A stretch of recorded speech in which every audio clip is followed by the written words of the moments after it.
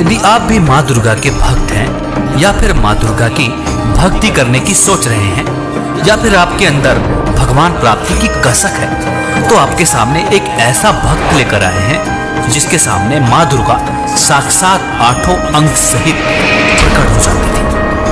नारायणी नमोस्तुते ओम काली महाकाली नारायणी देवी नारायणी नमोस्तुते। दुर्गा जी की उपासना करता था। चूँकि मेरे घर में सारे लोग दुर्गा की ही उपासना करते थे, वही उपासना मैं करता था। और दुर्गा जी का उपासना करने से जो मैं आपको बताने जा रहा हूँ कि दुर्गा जी ऐसे साक्षात 8 अंग सहित ऐसे तख्त पे विराजमान हो जाती थी। और हम उनसे यही प्रार्थना करते थे कि कैंसर था, कैंसर ठीक हो जाए।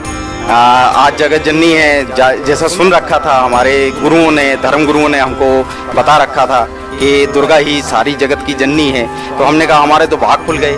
ये इतना मतलब किसी को नहीं मिला। तपस्या करते हजारों वर्ष तपस्या करने के बाद जो प्राप्त नहीं होता वो मैं इन आंखों से देख पा रहा हूँ। मेरे तो भगवान मिल गया, मेरा मोक्ष हो गया, सारी चीज़, और तो मेरे रोग दूर हो जाएंगे, पत्नी के सारा हो जाएगा। लेकिन भगत जी क्या बताऊँ कि वो यही कहती रही ठीक हो जाएगी। वो दूसरे दिन मेरी पत्नी की मृत्यु हो गई। मेरे जीवन में इतने कहर टूटे कि 26 साल की उम्र में मेरी पत्नी की मृत्यु हो गई कैंसर से। जब इस भक्त को माँ दुर्गा की इतनी भक्ति करने के बावजूद भी पत्नी की मृत्यु हो गई, फिर इसे भगवान प्राप्ति की चाह बनी। भक्त ने भगवान प्राप्ति की चाह में अपनी गर्दन तक काट डाली। अब देखना यह है कि क्या भक्त को भगवान मिला या नहीं। आइए आपको सुनवाते हैं द ट्रू स्टोरी पर इसकी सच्ची कहानी। मृत्यु हो जाने के बाद मैं सारी रात सोया नहीं।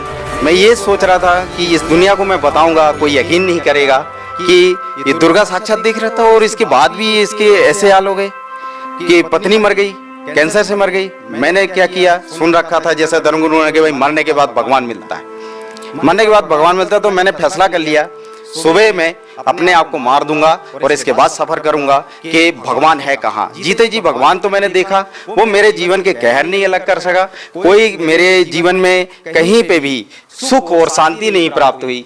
ऐसा करके मैंने अपने आप का ये गला काट दिया। ये गला काट दिया।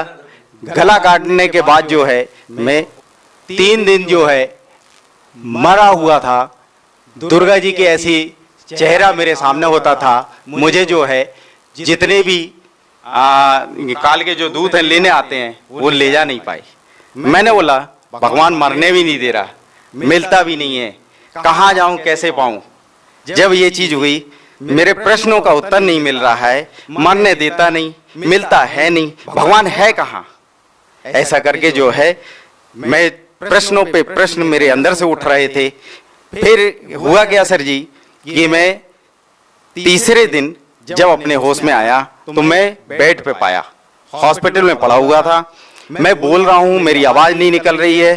तो मैं इशारा किया कि मेरी आवाज क्यों नहीं सुन रहे, कोई सुनने वाला नहीं, सब देख रहे हैं। एकदम से उन्होंने देखा अरे इसको होश आ गया, होश आ गया, ठीक है। इसके बाद क्या हुआ, मैंने सोचा कि यार जब इनको सुनाई ही नहीं दे रहा, अच्छा रहा, कौन कितने सवाल पूछते, क्यों तूने गला काट लिया, क्यों ये कर लिया। मैंने बोला अच्छा रहा, चल एक काम तो अच्छा किया मेरे जीवन में, कम से कम बोलने का जो था वो बंद कर दिया। किस किस को जवाब देता मैं। सर हम जीवन में बहुत कम ऐसे लोगों को देखते हैं जिनकी आस्था, जिनकी भक्ति इतने उच्च स्तर पे हो, इतनी आस्था उनकी हो कि भगवान पाने के लिए वो अपनी मौत को भी गले लगाना बेहतर समझते हैं। आपने भगवान प्राप्ति के लिए, भगवान दर्शन के लिए अपना गला काट दिया। आपकी पत्नी की मृत्यु हो गई, जबकि आप कह रहे हैं कि आपको दुर्गा देवी साक्षात नजर आती है, साक्षात दर्शन देती है। बावजूद इसके आपको आध्यात्मिक लाभ नहीं मिले, शारीरिक लाभ नहीं मिले। सर आप क्या कारण मानते हैं कि आपको शारीरिक लाभ नहीं मिले, आध्यात्मिक लाभ नहीं मिले, जबकि हम देखते हैं कि आज के समय में बहुत कम ऐसे लोग होंगे जो आपकी तरह आस्था रखते होंगे। बहुत कम लोग ऐसे होंगे जो अपने जीवन को दांव पर लगा सकते हैं भगवान प्राप्त करने के लिए। सर क्या कहना चाहेंगे, आखिर आपको आध्यात्मिक शारीरिक लाभ क्यों नहीं मिले। सर इसमें ये है, जो आज तक हमारे धर्म गुरुओं ने जैसा हमें ज्ञान दिया, शास्त्र के विरुद्ध ज्ञान दिया, और उसकी जानकारी दी, उसी पद्धति को हमने जीवन में सुना, आचरण में लिया, उसको करते रहे। उसको करने के बाद परमात्मा कहते हैं, बंदी छोड़ सतगुरु रामपाल जी महाराज अपनी वाणी में कहते हैं कि भाई जो तीन देव की करते भक्ति उनकी कभी ना होवे मुक्ति। परमात्मा अपनी वाणी में फिर कहते हैं कि माई मसानी शेर शीतला भैरव भूत हनुमंत, जो इनको पूजता है हम कोसों इनसे दूर होते हैं। परमात्मा अपनी वाणी में कहते हैं। हमको ये बात मालूम नहीं थी, क्योंकि हमको सच्चा ज्ञान देने वाला कोई गुरु आज तक नहीं मिला। क्या आप ये कह सकते हैं कि संत रामपाल जी महाराज की शरण में जाने के बाद आपकी वो खोज पूरी हुई? बिल्कुल, मैं ये आपको बहुत बढ़िया बात बताता हूँ। मेरे जब ये प्रश्नों का हल नहीं हुआ, ये भगवान ये नहीं है तो वो परमात्मा है कौन, कहाँ है, कैसे मिलेगा, मैं इस खोज में जब चला तो मेरे माइंड में एक बात आई कि जो सारे जितने चैनल्स हैं, कहीं ना कहीं कोई तो गुरु होगा जो इस संसार के विषय में, इस भगवान के विषय में जानकारी दे रहा होगा। ये प्रेरणा हुई मेरे अंदर ऑटोमेटिक, पता नहीं क्यों। मैंने फिर सारे चैनल, सुबह से बैठता था, दिन के 6-7 बजे जो है मैं बैठ जाता था और 11-12 बजे तक मैं चैनल देखता था, सत्संग सुनता था, देखता था कोई राम की कथा सुना रहा है, कोई विष्णु जी को बता रहा है, कोई जो है कृष्ण जी को लीला बता रहा है, लेकिन कोई इसके आगे की कोई कथा ही नहीं बता रहा है। जब नहीं बता रहा तो मैं उनको फिर मोल्ड करते जाता था, मतलब उनको चैनल चेंज करते जाता था। नहीं मिलता था, थक जाता था, दोपहर में खाना खाता, फिर सो जाता, 3 बजे फिर उठता, शाम के 6 बजे तक चैनल देखता। मैं चैनल देखने के बाद वही कोई राम कथा, कोई कृष्ण जी की लीला बता रहा, वो गोवर्धन पर्वत उठाए, इसके आगे कोई ज्ञान ही नहीं, कोई नहीं। कोई हनुमान जी की वो उपासना बता रहा, आप ऐसा कर लो, ये हनुमान जी ऐसा चमत्कार कर देंगे, हनुमान जी पूर्ण परमात्मा है कलयुग में। मेरे को ज्ञान ही नहीं समझ में आ रहा है, कोई हनुमान जी को भगवान बता रहा। फिर हुआ क्या कि मुझे जो है ये प्रश्नों का उत्तर एक दिन जो है बंदी छोड़ सतगुरु रामपाल जी महाराज जी का चैनल देखा। उसमें बंदी छोड़ सतगुरु रामपाल जी महाराज जो है दुर्गा कैसे पैदा हुई, कहां से इसकी उत्पत्ति हुई, ये सदग्रंथों में प्रमाण करके सब कुछ बता रहे थे। और जैसा मैंने उनका ज्ञान सुना, मेरे तो पैर तले से जमीन ही खिसक गई कि ऐसा अनमोल ज्ञान, ये परमात्मा आप तो ऐसा अनमोल ज्ञान बता रहे हैं मालिक।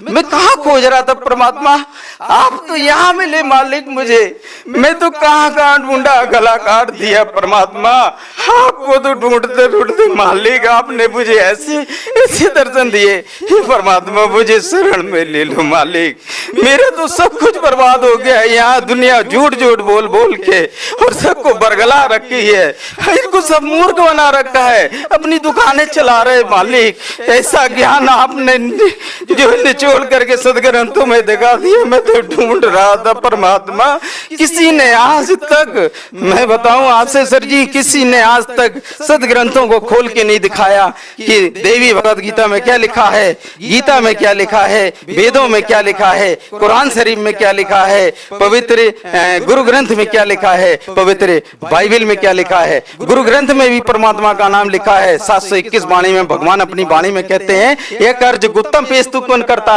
हक्का कबीर करीन तू बे परवरदिगार। वो मालिक का नाम बता रहे गुरु ग्रंथ साहिब में। सर आपकी बातों को सुनकर निसंदेह हर कोई विश्वास कर सकता है कि आपको संत रामपाल जी महाराज से नाम दीक्षा लेने के बाद परमात्म तत्व का ज्ञान हुआ। परमात्मा कौन है, कहाँ है, कैसे है। हम आपसे ये पूछना चाहते हैं कि संत रामपाल जी महाराज से नाम दीक्षा लेने के बाद आपको क्या लाभ मिले? बंदी छोड़ सतगुरु रामपाल जी भगवान जी से दीक्षा लेने के बाद मुझे मेरे शरीर में, बचपन में मैं पेड़ से गिर गया था, मेरे रीढ़ की हड्डी में बहुत तकलीफ रहती थी, वो ठीक नहीं होती थी। वो परमात्मा बंदी छोड़ सतगुरु रामपाल जी महाराज जी से दीक्षा लेने के बाद 90 ही दिन में वो जो काफी साल का दर्द था, जो डॉक्टर ठीक नहीं कर पाए, जो कोई संत ठीक नहीं कर पाया, कोई झाड़ा लगाने वाला ठीक नहीं कर पाया, वो परमात्मा की सतभक्ति करने से वो ठीक हो गया। सर जी ये कहना चाहता हूँ कि जिन पूजाओं को पहले मैं करता था उनमें मेरे को जो एक गंदी लत थी, जो कोई नहीं जानता था मेरे परिवार में, मैं शराब भी पीता था, बीड़ी सिगरेट भी पीता था और गांजा भी पीता था। और मेरे घर के, मेरे परिवार के कोई नहीं जानते थे कि ये नशा ये करता है। उन पूजाओं को करते करते मेरे को ऐसी नशा की लत लग गई थी कि मैं 5-5 लीटर शराब तक पी जाता था, लेकिन वो कोई जान नहीं पाता था, कोई पता नहीं कर पाता था। मैं आपसे बतलाऊं कि मैं बयान नहीं कर सकता हूं शब्दों में, ऐसी हालत को मैं प्राप्त हो गया था। ऐसा नास्तिक होने जा रहा था कि भगवान इस दुनिया में है ही नहीं। आज जो भगवान पाने की प्रक्रिया जो बता रखी है, उससे भगवान मिला वो लाभ नहीं मिले भगवान वाले, क्योंकि भगवान के लाभ सुन रखा है कि भगवान तो करुणा का सागर है, दया का सागर है। वो कुछ भी मेरे जीवन में नहीं कि ऐसा घटित हुआ। मेरे 26 सर आप इतना नशा करते थे, आप नास्तिकता की कगार पे पहुंच चुके थे, सर आपका नशा कैसे छूटा फिर? बंदी छोड़ सतगुरु रामपाल जी महाराज जी की शरण में जाने के बाद मैं सर जी आपसे बताऊं, मेरा नशा 1 सेकेंड में ही छूट गया। वो जो लत थी, मुझे इच्छा ही नहीं हुई परमात्मा की शरण में जाने के बाद। सर अब आपको कितने वर्ष हो गए हैं कि आपने नशा नहीं किया? मैं जब से 26/1/2014 को मैंने परमात्मा बंदी छोड़ सतगुरु रामपाल जी की शरण में गया, उस तारीख से वो सारे नशे छूट गए एक ही पल में। सर हम आपसे एक और बात पूछना चाहेंगे, कहीं न कहीं संत रामपाल जी महाराज के जो अनुयायी हैं, उनके निशाने पर ज्यादातर हिंदू देवी देवता ही रहते हैं, क्योंकि वो कहते हैं कि उनको देवी देवताओं के पूजने से कोई लाभ नहीं मिला। हम आपसे ये प्रश्न पूछना चाहेंगे कि कहीं संत रामपाल जी महाराज हिंदू धर्म के खिलाफ कोई साजिश तो नहीं रच रहे? आखिर संत रामपाल जी महाराज किस धर्म को श्रेष्ठ मानते हैं? ये गलत है। बंदी छोड़ सतगुरु रामपाल जी महाराज जी ने किसी भी प्रकार से किसी भी धर्म के प्रति कोई साजिश नहीं रच रखी है। परमात्मा बंदी छोड़ सतगुरु रामपाल जी महाराज जी ने, क्योंकि उनका एक स्लोगन ये एक कि जीव हमारी जाति है, मानव धर्म हमारा, हिंदू मुस्लिम सिख ईसाई धर्म नहीं कोई न्यारा। सर यहाँ पे हम एक और बात पूछना चाहेंगे कि क्या सारे ही गलत साधनाएं केवल हिंदू धर्म में है? मुस्लिम धर्म के बारे में आप कुछ नहीं कहते हैं? आज बहुत सारे धर्मगुरु हैं। मुस्लिम धर्मगुरु में मैंने एक नाम सुन रखा था जाकिर नाइक का। उन्होंने बहुत खुला चैलेंज किया था कि आज इस संसार में कोई भी गुरु हो दो, कोई भी महात्मा हो दो, कोई भी शंकराचार्य हो दो, मैं उससे डिबेट करना चाहता हूं, मैं डिबेट करने के लिए इच्छुक हूं। बंदी छोड़ सतगुरु रामपाल जी महाराज जी ने बहुत उनको इनविटेशन दिया कि आप हमारे से ज्ञान चर्चा करें, उसका सारा खर्चा भी हम देंगे। अगर आप बहन नहीं कर सकते, वो साधना चैनल के माध्यम से आप अपना चर्चा करने के लिए आ सकते हैं। आपका स्वागत है। बंदी छोड़ सतगुरु रामपाल जी महाराज जी का ज्ञान ऐसा है कि इस दुनिया में उसका कोई सानी नहीं है। सर अंतिम प्रश्न आपसे पूछना चाहेंगे कि एक ऐसा धर्मगुरु, एक ऐसा संत जो आपको आध्यात्मिक ज्ञान देते हैं, जो आपको शारीरिक लाभ देते हैं, आपको मानसिक लाभ देते हैं, वो संत आज जेल में है। सर क्या कहना चाहेंगे इस बारे में? सर ये बहुत शर्म की बात है। आज ऐसे संत जो संसार में नशा, दहेज प्रथा, ऐसी कुरीतियां जो सारे समाज को एक अज्ञानता में बांधे हुए हैं, ऐसे संत को जिसने आज सारे संसार में नशा मुक्त, बिना किसी दवाइयों के, बिना किसी ट्रीटमेंट के, उनके जितने भी शिष्य आप देख लीजिएगा, कोई नशा नहीं करता मिलेगा, कोई दहेज लेते नहीं मिलता है। आज सत भक्ति करते हैं सारे, किसी भी प्रकार से कोई भी किसी भी प्रकार का नशा में सहयोग तक नहीं करते हैं। ऐसे संत को आज जेल में डाल रखा है, ये बहुत शर्मनाक बात है। और आज संसार में ऐसी बात कोई नहीं बोलना चाह रहा सत्य की, जो जगत गुरु तत्वदर्शी संत रामपाल जी महाराज जी ने बताया, उनके ज्ञान को आज समझने तैयार नहीं है। खासकर ये भारत सरकार से कहना चाहता हूं कि शर्म करना चाहिए। ऐसे उद्धारक संत जो समाज को एक जो है सत भक्ति करा के और उद्धार कराना चाह रहा है, ऐसे समाज का निर्माण, ऐसे स्वच्छ समाज का निर्माण कि आज भाईचारा, अमन, चैन, सुख, शांति सब कुछ आ रहा है। जितने भी जगत गुरु तत्वदर्शी संत रामपाल जी महाराज जी के शिष्य, आज आप उनसे मिलके देख लीजिए, कोई नशे में सहयोग नहीं करते, किसी प्रकार की कोई कुरीतियों को नहीं मानते। आज ऐसे संत को जेल में डाल रखा है, कोई सुनने वाला नहीं है। आज मैं भारत सरकार से ये प्रार्थना करना चाहता हूं हाथ जोड़ के, ऐसे संत जो समाज उद्धारक हैं, जगत गुरु तत्वदर्शी संत रामपाल जी महाराज जी को बहुत जल्द से जल्द बाहर लाएं, उनको जेल से निकालें और उनका चरण वंदन करके अपना उद्धार कराएं और मानव समाज में सहयोग करें, एक स्वच्छ मानव समाज बनाने में सहयोग करें। सर आप भगत समाज को क्या संदेश देना चाहते हैं जो आज देवी देवताओं की पूजा करते हैं, नकली धर्मगुरुओं के जाल में फंसे हुए हैं, या ये कहें कि कहीं न कहीं नशे की गिरफ्त में है, उन लोगों को आप क्या कहना चाहेंगे?